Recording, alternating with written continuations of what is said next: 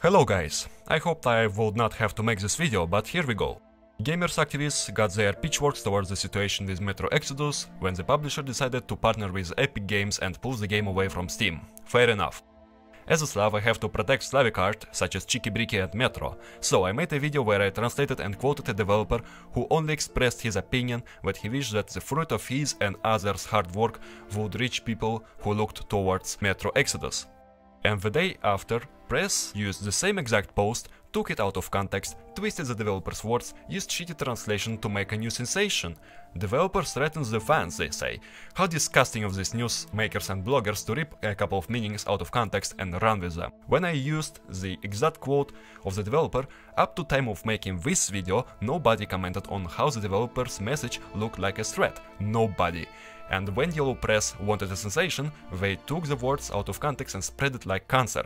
Great work. I told that this game is not one to hate on. It's not a semi-annual battlefield, it's not an asset flip, it's a huge project that took over 5 years to develop. And it's all sadder that Deep Silver fucks it over. I thought that it was the publisher to blame, but the angry mob who sleep day and night on pitchforks went with clickbait about a threat that was never uttered. I am referring to developers saying that, quote, in extreme case, if all PC players boycott Metro, then even if there is going to be next Metro game, it will definitely not come to PC. End quote.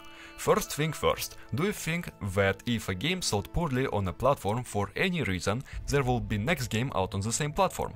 If nobody bought Half-Life 1, there would never been Half-Life 2. It was simply the developer's personal opinion that if all people cared more about revolting against Epic and Deep Silver than about Metro, it would not do PC gamers any better in terms of getting Metro on their hands.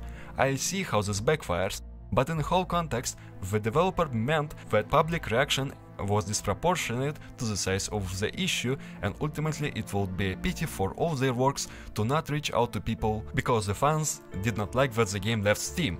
Of course, the whole situation is much more than simply people don't want another launcher. It's about fighting against Deep Silver's shitty business practices. But for the dev, all that matters is fans getting to see his work. Once again, when I gave the whole quote last time, nobody saw a threat in it. It was after news outlets decided to dress it up as a threat that people began seeing things that aren't there. The developer said how they went through several years of development and hardships, and as a creator he clearly wanted this game to reach out to people who want it.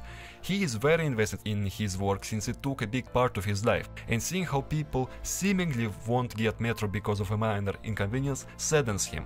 And if he wanted to threat people and get the message across, would he really post his message on a small forum with 15 active users, so when the message spreads through news, it's bundled together with accusation of threatening? No.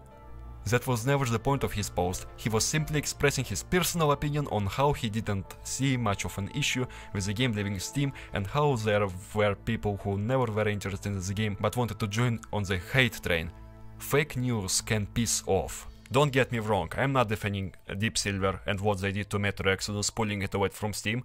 I'm defending this developer who did not make any threat and been falsely accused by fake news because they wanted to hype it up, because these days it's just too popular to hate on publishers and developers.